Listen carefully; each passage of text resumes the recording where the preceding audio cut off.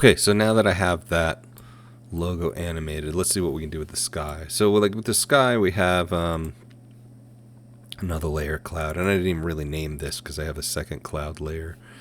But let's scale it up a bit so it doesn't go totally out of frame.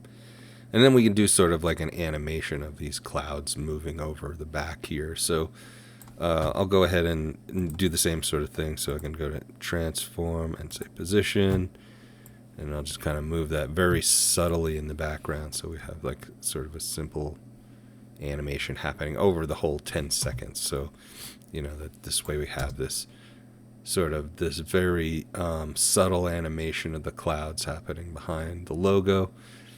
And so, you know, the last thing I really want to do is sort of work on that bouncing ball. I'm going to show a bouncing ball in there. So, you know, you wouldn't normally maybe have a bouncing ball in a logo, but, you know, it might be integrated as something. It might be a .com or something like that, or it could be many different things. But I really just wanted to kind of show you how to use some of the other tools here. So let's go ahead and stop that. And then we'll go ahead and grab that layer there. So I'll go ahead and get the ball layer. Now with the ball layer, we're going to want to do something a little different here because we're going to want to change the pivot point of this object. So usually your tool palette, you know, it might be in a bunch of different places, but let's say it's not visible. You'll want to go to your window and say tools, and then you'll pull it up. So a lot of times you'll be scrambling, where is my tools? And sometimes they're docked into like another window or something, but if you go to window tools, you can pull it up. So anyway, this right here, they call it the pan behind tool, but you can click on that and then you can move the center point right to the bottom. And we'll go back to the arrow just so we're not constantly moving that. But now you'll notice, like if I squash it, if I want to do squash and stretch animation, now I can scale that. So let's just do a real simple animation. You know, the bouncing ball animation is probably like the simplest animation you could do that follows some basic rules of animation or principles of animation. So let's go ahead and we'll start by just kind of moving the ball from left to right. So let's go ahead and click and drag him here. I'll do a position there, and then I'll go to the last frame, and I'll just kind of have this ball kind of bounce by. Okay, so right now it just kind of goes right across the screen. I don't really have anything happening here. So what I'm going to do is I'm going to create some keyframes. So at around 2 seconds, and the way to add an additional keyframe here, so you don't want to keep hitting the stopwatch because that'll get rid of your keyframes. Now you can, as soon as you move it, notice it will create a keyframe, but let's say I don't want to move it, I just want to keyframe it in place. I click that little diamond right there, and so I'm going to do that in several spots. Let's say every 2 seconds I'm going to do a bounce. So this is going to be a very floating bounce because it's the bounces are so far apart, right? All right, so right now there's no difference in the animation. I don't really have, you know, anything. It's just kind of moving across. And I set those keyframes so that I can go ahead and make, you know, the different heights in between. So if I go between these two keyframes now, I can go ahead and do that part of the animation where it's sort of very high up. So, you know, the first bounce is going to go up and down, and then I'm going to have a second one here. We'll move it up, and maybe it's not as quite as high as the first one, right? And then we'll do another one.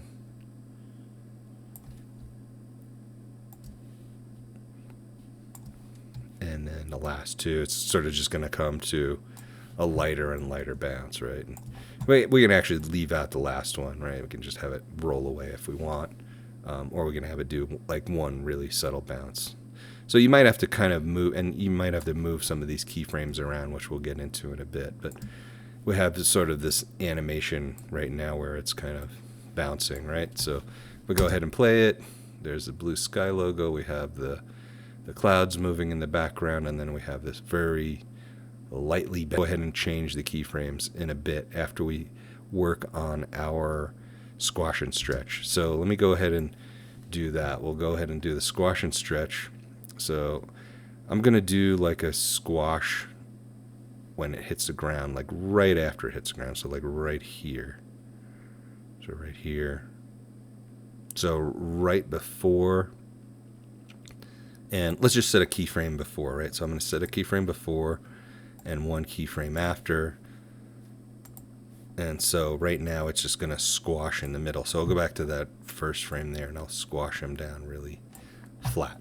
Now, depending on how much he goes between, right? So right now I don't have any, I don't have all the scales. So you'll notice I did a keyframe, but I did it on position only. So let's go back and undo that, right? So I want to undo that. And I only want to do the scale now. So I'm going to go ahead and scale. I'll do a scale here, and then I'll do another scale over here. So I'm using the scale only. This way I'm not creating, and I don't need to create keyframes for this position because it's already there. So let's go ahead and I'll create the scale one in between there. So I squash it. So you notice it bounces, squashes. It squashes only for a quick second. And you can stretch these keyframes out a little bit more if you want, so that it doesn't happen right away. But you do want it to happen at that position. So, it might look funny if it happens like, if it starts squashing before it hits the ground. So you could do it.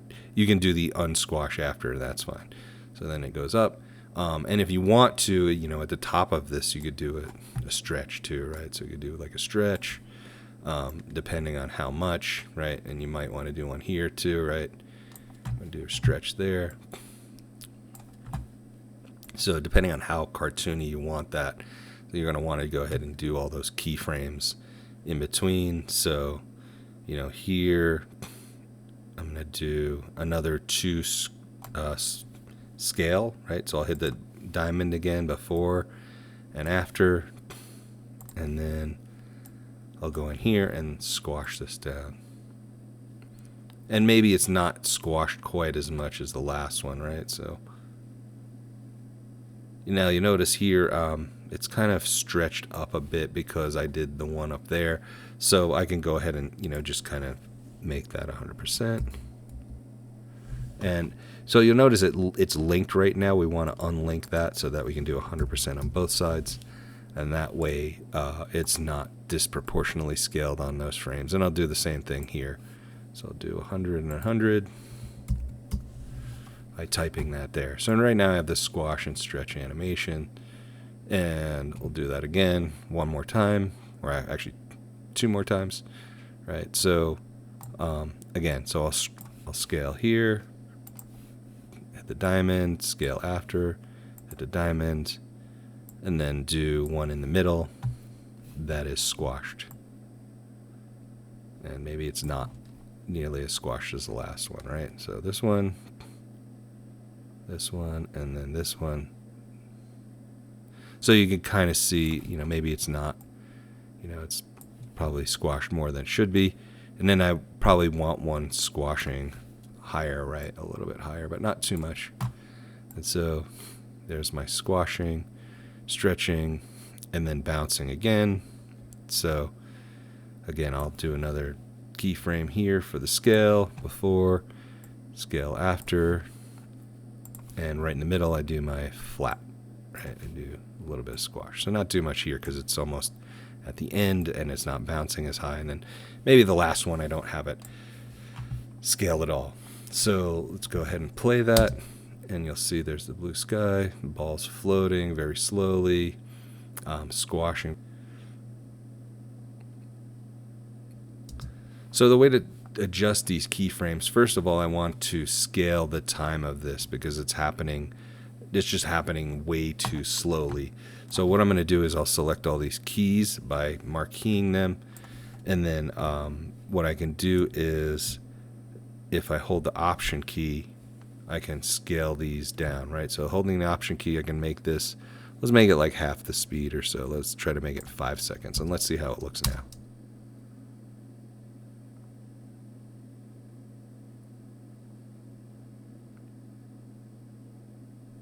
So what's happening now is, it is happening faster, but what's happening the really strange part about this is that, you know, the squash is very quick and the bounces are very slow. So we might, and also notice how like the peaks look a little strange. So really, ideally, we want these handles here to be sort of broken tangents, right? So we want to hold the Option key and pull that up, and the Option key and pull that up. Oops.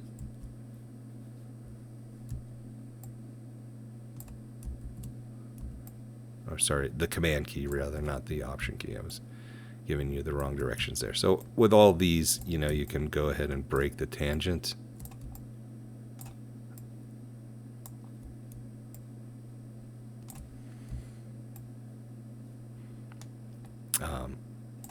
So hold the Option key.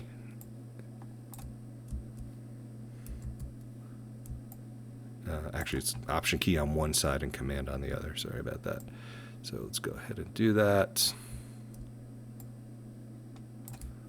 And then, so there's a tangent should look a little bit better. But anyway, we've adjusted that animation a little bit just so we can work with it and make it a little bit better. So if I want to take the whole thing and just move it down, I don't really necessarily want this happening. So I don't necessarily have to move all these keyframes. I can just basically take ball and select it and move that down in the timeline. So maybe I want this to happen in the later half of the animation, right? I can drag that and go ahead and hit play. So I just took the whole layer and moved it, and all the keyframes moved with it. So you can see it happening.